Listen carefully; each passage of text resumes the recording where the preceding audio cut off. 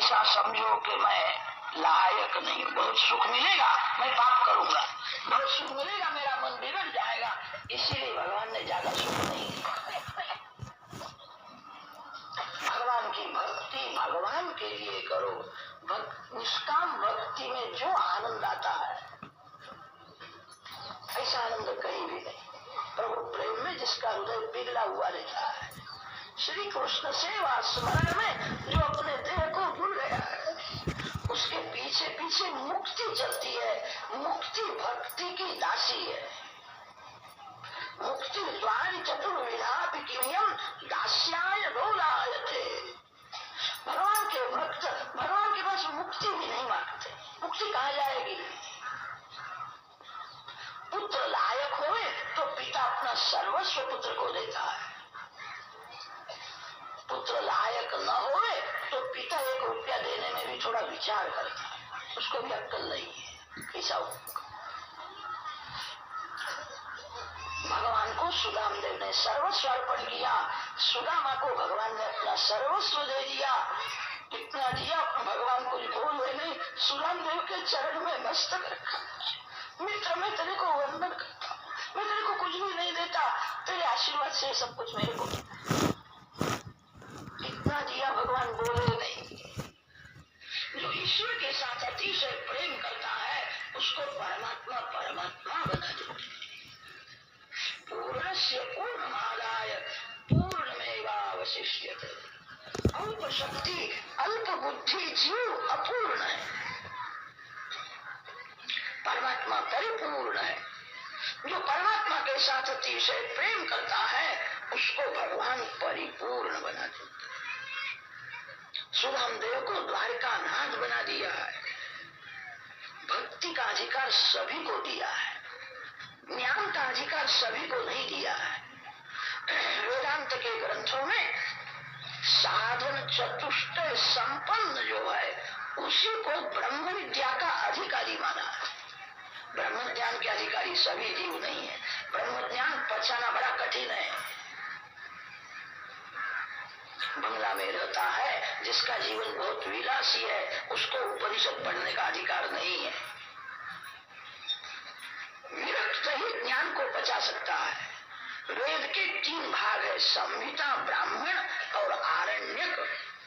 संहिता में मंत्र होते हैं और मंत्रों का यज्ञ में उपयोग कैसा करना चाहिए वो ब्राह्मण ग्रंथ में बताया है।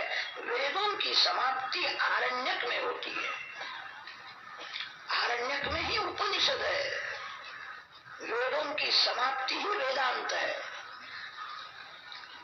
वेदांत ही उपनिषद है। जो अरण्य में रहते हैं, कंदमूल फल सेवन करते हैं, जिनका जीवन सत्व प्रधान है, ऐसे महापुरुष ज्ञान को पचा सकते हैं। वैराग्य पात्र में ही ज्ञान टिकता है। कितने लोग बड़ी बड़ी ब्रह्म ज्ञान की बातें करते हैं। सवेरे 6 बजे 7 बजे चाय पीने की आदत हो और 10-11 बजे तक उनको चाय न मिले तो उनका ब्रह्म ज्ञान कहाँ चला जाता है, खबर ही नहीं पड़ती। चाय नहीं है, बातें करते जगन मिथ्या है और ब्रह्म सत्य है, आत्मा ब्रह्म रूप है। सब आनंद चाय में आकर के रहता है। वैराग्य के बिना ज्ञान टिकता नहीं है। ब्रह्म ज्ञान का अधिकार सभी को नहीं दिया है। भक्ति करने का अधिकार सभी को दिया है। सभी जीव भगवान की भक्ति कर सकते हैं। भगवान की भक्ति भगवान के लिए करो। कथा सुनने से पाप का नाश होता है। कथा का एक एक सिद्धांत याद करो। जो जानते हो वो जीवन में उतारो। बहुत ज्ञान को बढ़ाने की जरूरत नहीं है। बहुत ज्ञान बढ़ता है तब अभिमान भी बढ़ने लगता है। आप जो जानते हो उतना जीवन में उतारो, बहुत है। ज्ञान जब क्रियात्मक होता है तभी अभिमान बढ़ता है। ज्ञान के अनुसार क्रिया करो। मानव मूर्ख नहीं है, मानव ज्ञानी है, उसका ज्ञान शब्दात्मक है। जो ज्ञान के अनुसार क्रिया नहीं करता उसकी क्रिया के अनुसार ज्ञान हो जाता है। सब लोग जानते हैं सत्य बोलना चाहिए, सभी लोग सत्य नहीं बोलते। थोड़ा लाभ होता हो तो मानो झूठ बोलता है और मन को समझाता है व्यवहार में तो थोड़ा झूठ बोलना ही पड़ेगा, झूठ बोले बिना व्यवहार नहीं होता। थोड़ा पाप लगेगा, मंदिर में जाकर के 11 रुपया भगवान को अर्पण कर दूंगा और भगवान को कहूंगा मेरे सब पाप को जला देना। भगवान के तो ऊपर आना, फिर तेरे को मैं बताता हूँ, 11 रुपया भेज देने से तेरे पाप को मैं जला दूंगा। मानो ज्ञानी है, मूर्ख नहीं है, उसका ज्ञान शब्दात्मक है। शुश्रूषु भी कृति भी, ज्ञान की शोभा क्रिया से है। ज्ञान के अनुसार क्रिया करो, जो जानते हो जीवन में उतारो। वेद रूपी कल्प वृक्ष का यह रसात्मक दिव्य फल है।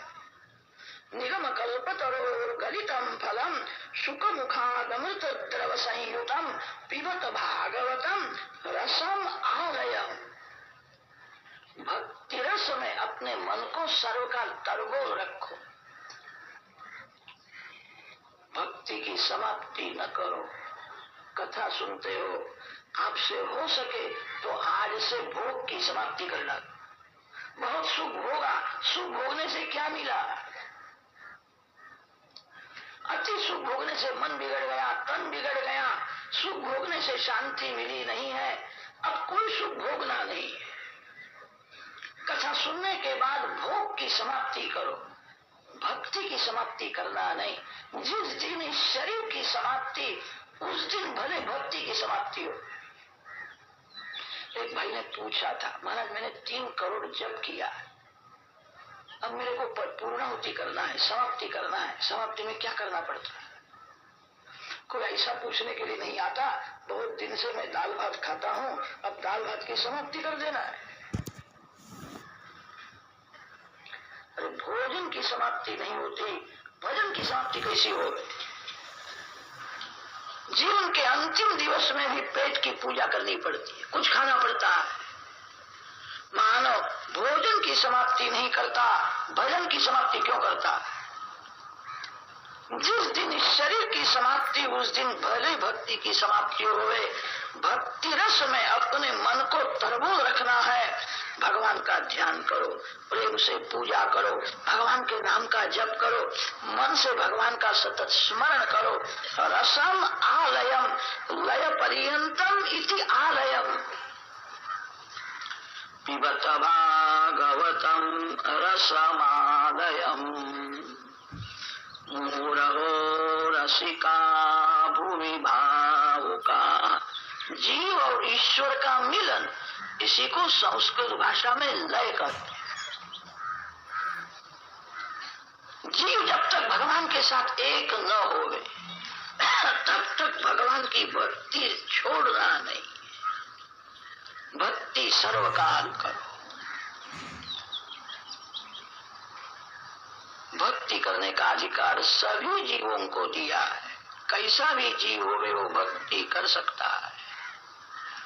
मंगलाचरण और प्रस्तावना के श्लोक का थोड़ा भावार्थ वर्णन किया।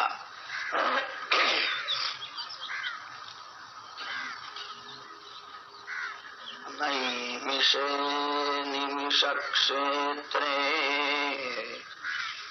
ऋषयः शौनकादयः सत्रं स्वर्गाय लोकाय सहस्र सममासतो। एक बार ऋषियों को ऐसी इच्छा हुई, दिन भर हमको भक्ति करना है। ऐसी कोई पवित्र भूमि मिले कि जो भूमि हमको भक्ति में साथ देवे। गृहस्थ का घर बहुत पवित्र नहीं होता है। गृहस्थ के घर में काम के परमाणु घूमते रहते हैं। गृहस्थ के घर में जानते अजानते पाप हो जाता है। घर में भक्ति होती है, घर में सर्वकाल भक्ति नहीं होती। और ऋषियों को ऐसी इच्छा हुई सर्वकाल भक्ति करना है। ऐसी कोई पवित्र भूमि होवे जो भूमि हमको भक्ति में साथ देवे। भूमि की असर मन के ऊपर होती है। गृहस्थ का घर भोग भूमि है। भोग भूमि में सर्वकाल भक्ति नहीं हो सकती। ऋषियों ने ब्रह्मा जी की प्रार्थना की, ऐसी कोई पवित्र भूमि बताओ। ब्रह्मा जी ने ऋषियों को एक चक्र दिया है और कहा है इस चक्र के पीछे पीछे चलो, ये चक्र जहां स्थिर हो जावे वहां बैठ जाओ। ऋषि चक्र के पीछे पीछे चलते हैं, इसी पवित्र भूमि में यह चक्र शांत हो गया। नेमयः यत्र शीर्यन्ते, थोड़ा विचार करो तो ध्यान में आवेगा। मानव का मन चक्र के जैसा घूमता ही रहता है। मन को एक ठिकाने स्थिर रहना अच्छा नहीं लगता है। मन चक्र के जैसा चंचल है। यह मनोमय चक्र इस भूमि में शांत हो गया। यह भूमि ऐसी दिव्य है, इस भूमि के परमाणु में ऐसी दिव्य शक्ति है, बिगड़े हुए मन को शुद्ध कर देती। ऋषियों को ऐसा अनुभव हुआ है, इसीलिए ऋषि यहाँ बैठे हैं। इसका नाम नैमिषारण्य। शास्त्रों में 7 पुरियों का वर्णन आता है और 7 अरण्यों का वर्णन आता है। धर्मारण्य, चंपारण्य, काम्यकारण्य, बद्रिकारण्य, दंडकारण्य, नैमिषारण्य, 7 अरण्यों का वर्णन आता है। नैमिषारण्य अतिशय श्रेष्ठ है। सभी ऋषि महात्मा इस पवित्र भूमि में विराजमान होकर के ध्यान धारणा करते हैं, इसलिए भूमि अति पवित्र है। ऋषि यहाँ आए हैं, ब्रह्म सत्र किया है। यज्ञ और सत्र में अंतर होता है। जहाँ एक ही यजमान है उसको यज्ञ कहते हैं, जहाँ सभी यजमान हैं उसको सत्र कहते हैं। सत्रम स्वर्गाय लोकाय सहस्र सममासत। यज्ञ उसको कहते हैं जिसकी फल में विषमता है। सत्र उसको कहते हैं जिसका फल समान भाव से सभी को मिलता है। जहाँ फल में समता है उसको सत्र कहते हैं। फल में जहाँ विषमता है उसको यज्ञ कहते हैं। यज्ञ में एक ही यजमान होता है। एक ही यजमान को यज्ञ का 16 हानि फल मिलता है। यज्ञ में कोई सेवा करता हो उसको 16 हानि फल नहीं मिलेगा। जो संकल्प करता है, जो ब्राह्मणों को दक्षिणा देता है, उसी को यज्ञ का 16 हानि फल मिलता है। यज्ञ में कोई सेवा करे उसको 2 आनी 4 आनी सेवा के अनुसार उसको फल मिलेगा। यज्ञ उसको कहते हैं जहाँ फल में विषमता है, वही यज्ञ है। सत्र उसको कहते हैं जहाँ सभी को समान फल मिलता है। भागवत की कथा ज्ञान सत्र है। कथा में जितने बैठे हैं सभी यजमान हैं। सत्रम स्वर्गाय लोकाय सहस्र सममासत। कोई वैष्णव बहुत गरीब हो उसको पैसा देने की जरूरत नहीं है। भागवत को भगवान का स्वरूप समझ करके वंदन करे, शांति से कथा सुने। हजारों रुपया का जो खर्च करता है उसको जो फल मिलेगा वही फल उस गरीब वैष्णव को भी मिलेगा जिसने पैसा भी नहीं दिया।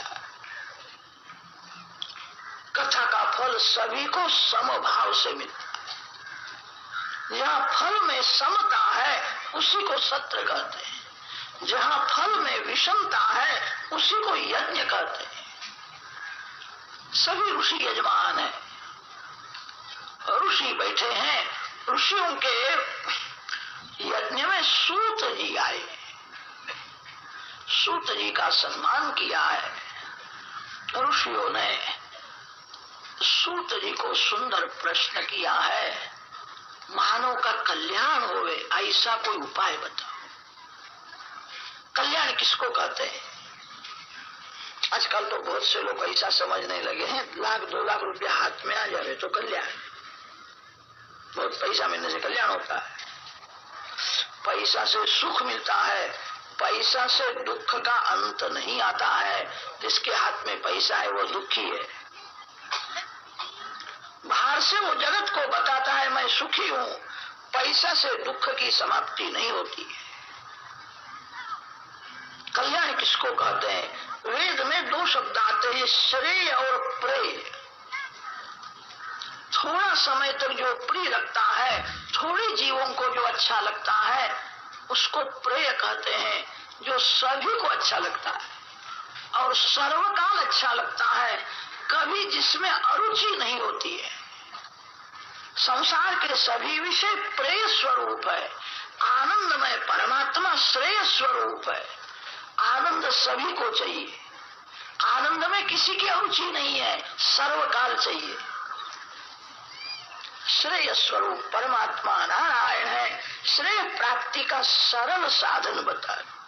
साधन कठिन होवे तो कलयुग के लोग नहीं कर सकते। साधन सरल होवे। कलयुग का मानव दुबला है, मानव में शक्ति तो कम है। शक्ति कम होने पर भी शक्ति का विनाश बहुत करता है। कलयुग के मानव की बुद्धि मंद है। मंदा सुमंद मतया मंद भाग्यायुपद्रुता। कलयुग का मानव मंद बुद्धि वाला दुर्बल है। साधन सरल होवे तो ही कर सकता है, साधन कठिन होवे तो कोई करेगा नहीं। हमारे लिए व्यास जी ने यह लिखा है, कलयुग के मानव मंद बुद्धि वाले होते हैं, दुर्बल होते हैं। बहुत से लोग अपने को बड़ा सयाना समझते हैं, अक्कड़ में चलते हैं। मैं बड़ा बुद्धिमान हूँ, मैंने ये सब कमाया है। व्यास जी ने लिखा है, कलयुग के लोग मंद बुद्धि वाले हैं। जो काम करने की बहुत जरूरत है मानव वह नहीं करता, और जो काम करने की जरूरत नहीं है वह करता है। इसीलिए उसको मंद बुद्धि वाला कहा है। लोग यात्रा करने के लिए जाते हैं, यज्ञ करते हैं, दान देते हैं, ठीक है। अति उत्तम तो यह है, घर में प्रातः काल में 4 बजे से 5:30 बजे तक शांति से भक्ति करो, आपका कल्याण होगा। बहुत दान देने की जरूरत नहीं है, यज्ञ करने की बहुत जरूरत नहीं है, आपका घर तीर्थ हो जाए। सवेरे 4 से 5:30 तक शांति से बैठ करके भजन करो। बहुत जरूरत है। मानो जिसकी बहुत जरूरत है वह नहीं करता है, जो जरूर नहीं है वह करता है। प्रातः काल का 4 से 5:30 तक का समय बहुत पवित्र माना है। 24 घंटे में अतिशय कोई पवित्र समय हो तो 4 से 5:30 तक। 4 से 5:30 में दोपहर के नहीं हो, सवेरे के 4 से 5:30। प्रातः काल में 4 बजे आसन में बैठ जाओ, 5:30 तक किसी को देखना नहीं, किसी के साथ बोलना नहीं, किसी का मुख देखना नहीं है, किसी की बातें सुननी नहीं है। शांति से बैठ करके आप ध्यान करो, पूजा करो, जप करो। ये करने की बहुत जरूरत है, आपका कल्याण हो जाए। मानो ये नहीं करता है, यात्रा करने के लिए जाता है, दान देता है, ठीक है। कलयुग का मानव मंद बुद्धि वाला। व्यवहार के काम में मानव सावधान है, भक्ति में सावधान नहीं है, इसीलिए उसको मंद बुद्धि वाला कहा है। लोग रुपया गिनने के लिए बैठते हैं तब एकाग्र चित्त से रुपया गिनते हैं, आंख से बराबर दर्शन करते हैं। जो रुपया खोटा है वो फेंक दो इसको। आंख से रुपया का दर्शन करता है, मन से चिंतन करता है। रुपया गिनता है तब एकाग्रता हो जाती है। रुपया गिनता था, कोई बोले वो सुनता नहीं। वो कहता मैं रुपया गिनता था, आपने कुछ कहा होगा मैंने सुना। रुपया गिनता है, कोई बोले तो सुनता नहीं है। माला करने के लिए बैठता है, कोई बोलता है वो सब सुन लेता है।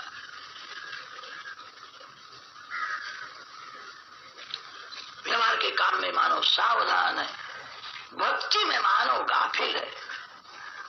इसलिए मानव को मंद बुद्धि वाला कहा। मंदा सुमंद मतया मंद भाग्यायुपद्रुता। भगवान श्री कृष्ण जगत में क्यों आते हैं, अवतार का कारण समझाओ। श्री कृष्ण की मधुर कथा अनेक बार सुनी है तो भी तृप्ति नहीं होती है। श्री कृष्ण दर्शन में तृप्ति नहीं होती है। जब श्री कृष्ण का दर्शन करो, प्रेम से दर्शन करो, आनंद आएगा।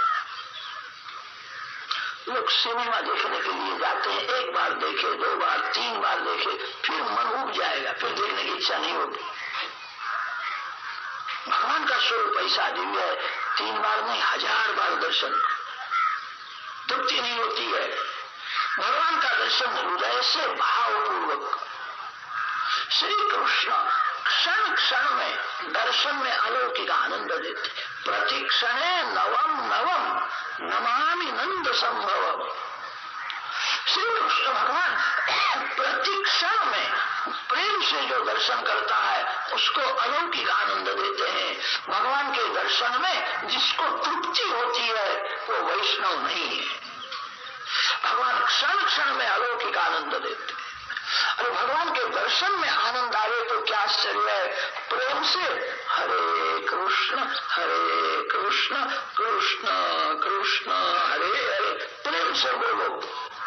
जब बोलोगे तब हृदय पिघलेगा, शरीर में रोमांच आएंगे, आंखें गीली हो जाएगी। भगवान का नाम क्षण क्षण में आनंद देता है।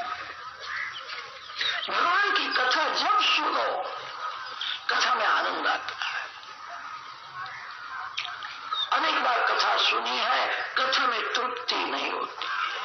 वयं तु न वितृप्यामः उत्तम श्लोक विक्रमे यच्छृण्वताम् रसज्ञाम् स्वादु स्वादु पदे पदे। संसार के विषय भोगने के बाद तुच्छ लगते हैं। विषय मानो जब तक नहीं भोगता है तभी तक मीठे हैं, विषय भोगने के बाद कड़वे हो जाते हैं। जिसको श्रीखंड पूरी बहुत भाती हो उसको अच्छा श्रीखंड और पूरी खिलाओ। 2-4 कवर में तो उसको बहुत मजा आती है। श्रीखंड बहुत अच्छा है, बहुत अच्छा है। भूख शांत हो जावे, पेट भर जावे, फिर श्रीखंड में स्वाद नहीं रहता है। पेट भर गया है, तृप्ति हुई है, कोई श्रीखंड परोसने के लिए आवे, वह कहता आप ले जाओ, यहाँ से देखने की भी इच्छा नहीं। कदाच कोई कि आपको तो बहुत भाता है, बहुत अच्छा है, तो भाता है, अच्छा है, पर देखने की भी इच्छा नहीं, ले जाओ यहाँ से। श्रीखंड खाने के बाद श्रीखंड को देखने की इच्छा नहीं होती, श्रीखंड में से मन हट जाता। कदाच घर में से पत्नी ऐसा कि आपको देखने की इच्छा नहीं है तो भिखारियों को बुला करके बांट दो कि ना बांटना है, ढांक के रखना, रात्रि में उसको देख लूंगा। अभी देखने की इच्छा नहीं, रात्रि में देखने की इच्छा है। विषय भोगने के बाद कड़वे हो जाते। कृष्ण कथा ऐसी नहीं है। जब कथा सुनो, जब प्रेम से भगवान के नाम का कीर्तन करो, जब दर्शन करो, नवीन आनंद आता है। अनेक बार यह कथा सुनी है तो भी तृप्ति नहीं होती है। विस्तार पूर्वक आप कृष्ण कथा। शौनक मुनि ने प्रश्न किया है, सूत जी कथा के आरंभ में नर नारायण भगवान को वंदन करते। इस भूमि के मालिक देव नर नारायण भगवान है। भरत खंड के मालिक देव बद्रिकाश्रम में विराजमान नर नारायण स्वामी है। नारायणं नमस्कृत्य नरं चैव नरोत्तमं देवीं सरस्वतीं व्यासं ततो जयमुदीरयेत्।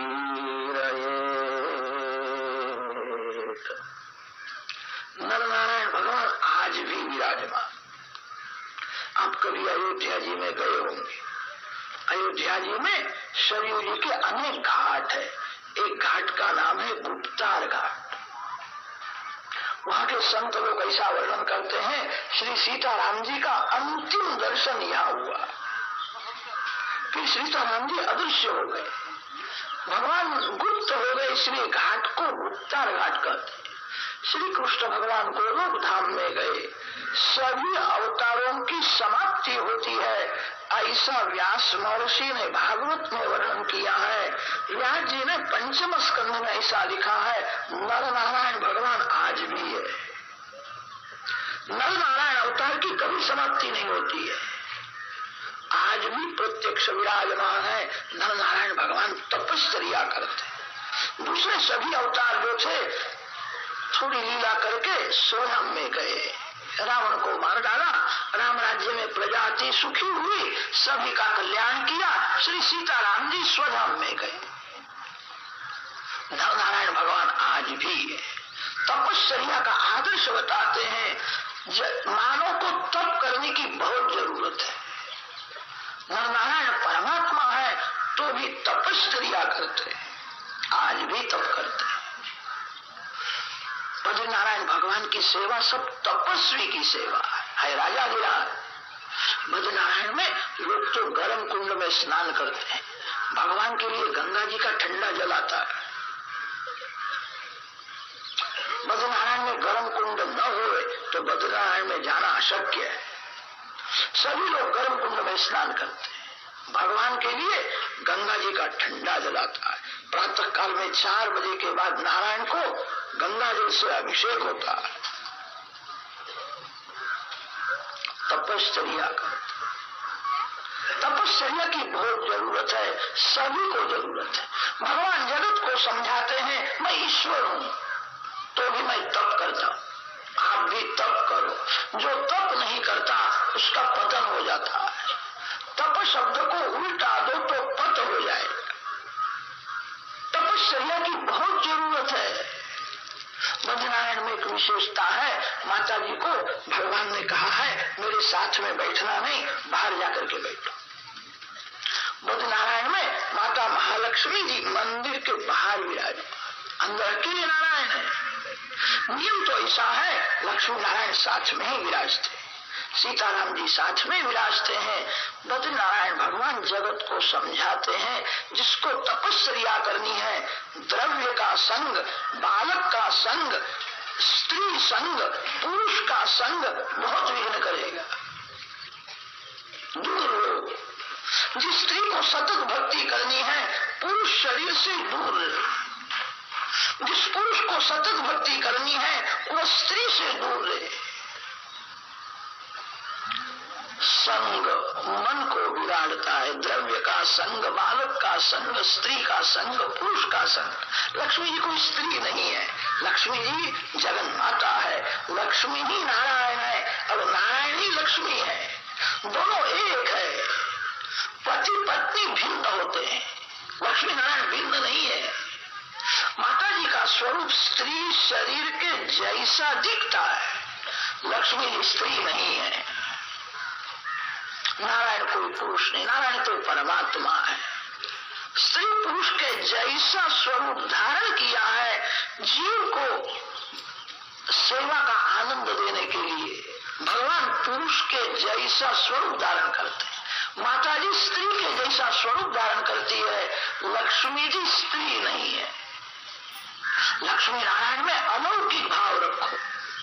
भगवान को लौकिक भाव से, स्त्री पुरुष के भाव से जो देखता है उसके भक्ति में बहुत वेग आता है। भगवान को जो लौकिक भाव से देखता है उसका ज्ञान बढ़ जाता है। भगवान का सभी दिव्य है, जन्म कर्म च में दिव्यम। आचार्यों ने वहां दिव्यम का अर्थ किया है अप्राकृतम, प्राकृत धर्मान आश्रयम। भगवान में अलौकिक भाव रखो। सीताराम जी को, राधा कृष्ण को, शंकर पार्वती को जो स्त्री पुरुष के भाव से, पति पत्नी के भाव से जो देखता है उसके भक्ति में विघ्न आता है। भगवान में अलौकिक भाव रखो। भगवान लीला लौकिक की जैसी करते हैं, मानव आदर्श बताते हैं। नारायण भगवान की। इस भूमि के मालिक देव नर नारायण स्वामी है। नर नारायण भगवान को वंदन किया है, सरस्वती माता को वंदन किया है। सरस्वती ज्ञान शक्ति है, ज्ञान शक्ति सरस्वती माता को इसलिए वंदन किया, कथा में जो कुछ मैं सुनूं मेरे को याद रहे, मैं भूलूं नहीं। ज्ञान को प्राप्त करना कठिन नहीं है, सर्वकाल ज्ञान में स्थिर रहना बड़ा कठिन है। सरस्वती माता ज्ञान शक्ति है। देवी सरस्वती व्यासम, व्यास नारायण के अनंत उपकार है। बद्रिक आश्रम में बेल के झाड़ के नीचे व्यास महर्षि बैठे,